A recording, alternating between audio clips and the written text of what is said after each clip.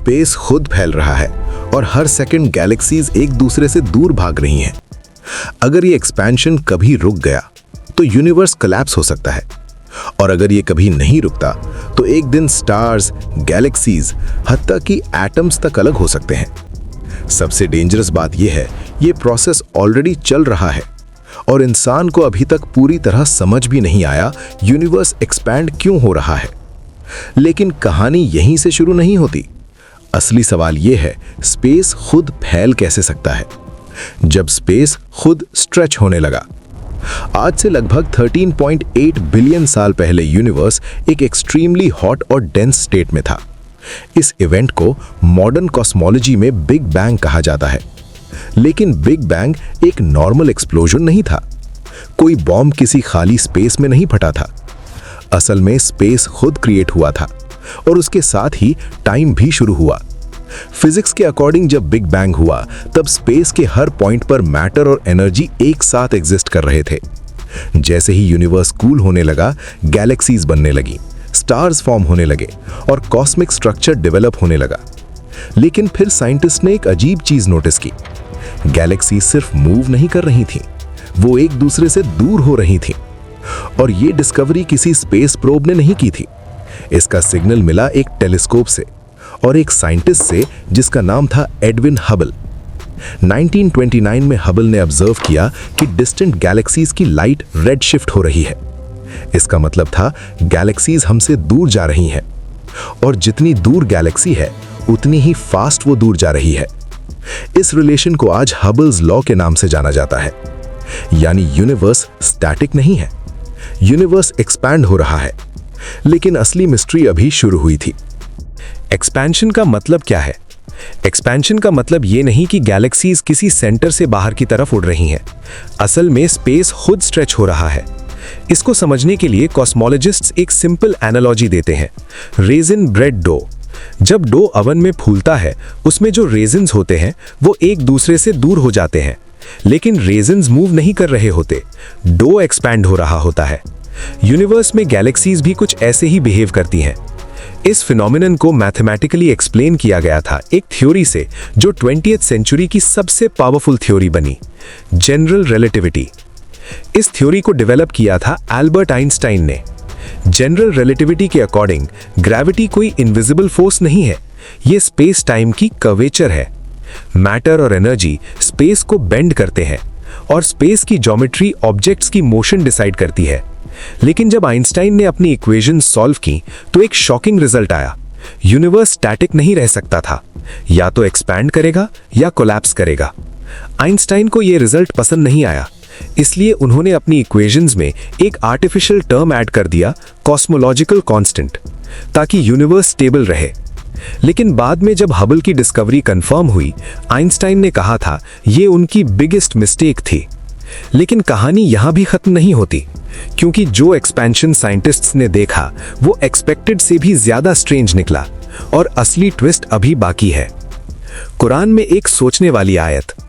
Expansion का concept modern science में 20th century में डिस्कवर हुआ, लेकिन इस्लामिक ट्रेडिशन में स्काई और यूनिवर्स के बारे में कुछ ऐसे रिफ्लेक्शंस मिलते हैं जो सेंचुरीज पहले लिखे गए थे। कुरान की एक आयत है सूरह अज़-ज़ारियात 51:47। हमने आसमान को कुदरत से बनाया और हम उसे फैला रहे हैं। अरबिक वर्ड मूसियून का मतलब होता है एक्सपैंड करना, वाइडन करना।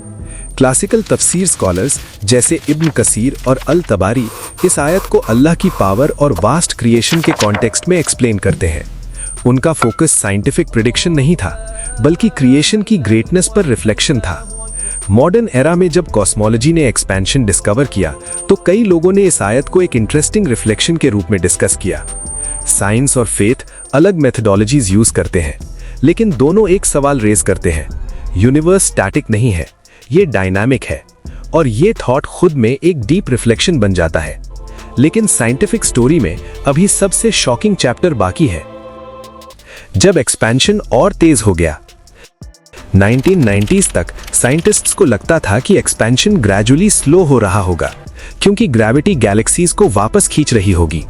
लेकिन 1998 में दो रिसर्च टीम्स ने सुपरनोवा ऑब्जर्वेशंस किए।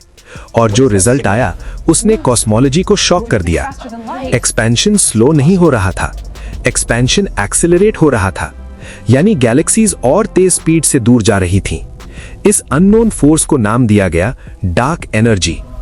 आज के मेजरमेंट्स के अकॉर्डिंग यूनिवर्स का कॉम्पोजिशन कुछ ऐसा है: 5% normal matter, 27% dark matter, 68% dark energy. यानी यूनिवर्स का ज्यादा हिस्सा हमें समझ ही नहीं आता। डार्क एनर्जी का नेचर अभी भी मिस्ट्री है। क्या ये वैक्यूम एनर्जी है, क्या ये कॉस्मोलॉजिकल कांस्टेंट है, या कोई अननोन फील्ड? साइंटिस्ट्स अभी तक श्योर नहीं है, और यही वो पॉइंट है जहां कॉस्मोलॉजी फिलोसॉफिकल हो जाती है, क्योंकि हम यूनिवर्स का सिर्फ 5% समझ पाए हैं, बाकी सब अननोन है। फ्यूचर का सबसे डार्क सिनारियो। अगर डार्क एनर्जी कांस्टेंट रही तो फ्यूचर में यूनिवर्स एक स्टेज पर पहुंच सकता है जिसे कहते हैं heat death of the universe. इस सिनारियो में स्टार्स बर्न आउट हो जाएंगे, गैलेक्सीज डार्क हो जाएंगी, एनर्जी इवनली स्प्रेड हो जाएगी और यूनिवर्स एक कोल्ड साइलेंट वैक्यूम बन जाएगा। लेकिन एक और एक्सट्रीम थ्योरी भी एग्जिस्ट करती है, बिग रिप। इसमें डार्क एनर्जी इतनी पावरफुल हो सकती है कि एक दिन गैलेक्सीज टूट जाएंगी, स्टार्स डिसइंटीग्रेट हो जाएंगे, प्लैनेट्स सेपरेट हो जाएंगे और फाइनली एटम्स भी अलग हो सकते हैं। स्पेस खुद रियलिटी को टीयर कर देगा। लेकिन यहां पर एक और डीपर फिलोसॉफिकल लेयर आती है, Islamic reflection on cosmic time. Islamic theology में दुनिया को परमानेंट रियलिटी नहीं माना गया है। कुरान में रिपीटेडली कहा गया है कि यूनिवर्स टेम्पररी है और एक दिन ट्रांसफॉर्म होगा। सूरह अल अंबिया 21:104 में लिखा है, जिस दिन हम आसमान को इस तरह लपेट लेंगे जैसे लिखी हुई पर्ची लपेट ली जाती है। क्लासिकल स्कॉलर्स इस आयत को कॉस्मिक ट्रांसफॉर्मेशन के रूप में एक्सप्लेन करते हैं। साइंटिफिक टर्म्स में ये एग्जैक्ट प्रोसेस डिफाइन नहीं करता, लेकिन एक फिलोसॉफिकल सिमिलैरिटी एग्जिस्ट करती है। साइंस भी कहता है यूनिवर्स स्टैटिक नहीं है, ये एक ऑनगोइंग प्रोसेस है और शायद इसी मूवमेंट में एग्जिस्टेंस का सबसे बड़ा राज छिपा है। सबसे माइंड बेंडिंग पॉसिबिलिटी। अब एक और पॉसिबिलिटी। कुछ फिजिसिस्ट स्पेक्युलेट करते हैं कि यूनिवर्स का एक्सपेंशन एक डीपर स्ट्रक्चर का पार्ट हो सकता है। मल्टीवर्स मॉडल्स के अकॉर्डिंग हमारा यूनिवर्स एक बबल हो सकता है, एक बड़ा कॉस्मिक फोम जिसमें काउंटलेस यूनिवर्सेस एग्जिस्ट करते हैं। इस कॉन्सेप्ट को मॉडर्न कॉस्मोलॉजी में मल्टीवर्स कहा जाता है। अगर ये आइडिया करेक्ट हुआ तो एक्सपेंशन सिर्फ एक लोकल फिनोमिनन होगा और रियलिटी का स्केल अनइमेजिनेबल हो जाएगा। यहां साइंस और फिलॉसफी ऑलमोस्ट मर्ज हो जाते हैं, क्योंकि जब स्केल इनफाइनाइट हो जाता है तब एग्जिस्टेंस का मतलब भी एक नया डिमेंशन ले लेता है। यूनिवर्स एक्सपैंड हो रहा है, गैलेक्सीज दूर जा रही हैं, स्पेस स्ट्रेच हो रहा है और टाइम खुद एक कॉस्मिक स्टोरी लिख रहा है। साइंस इक्वेशंस के थ्रू इसको समझने की कोशिश करता है। फेथ क्रिएशन के मीनिंग पर रिफ्लेक्शन देता है। दोनों एक बात पर अग्री करते हैं, यूनिवर्स स्टैटिक नहीं है, ये एक ऑनगोइंग प्रोसेस है और शायद इसी मूवमेंट में एग्जिस्टेंस का सबसे बड़ा राज छिपा है। यूनिवर्स एक्सपैंड हो रहा है और साइंटिस्ट्स कहते हैं इसके पीछे डार्क एनर्जी है। लेकिन अगर एक दिन ये एक्सपेंशन रुक गया तो यूनिवर्स के साथ क्या होगा, ये मिस्ट्री हम नेक्स्ट एपिसोड में देखेंगे। हर कहानी एक नई सोच जगाती है। अगली दुनिया में मिलते हैं कुछ नई सोच के साथ। जम कहानी AI।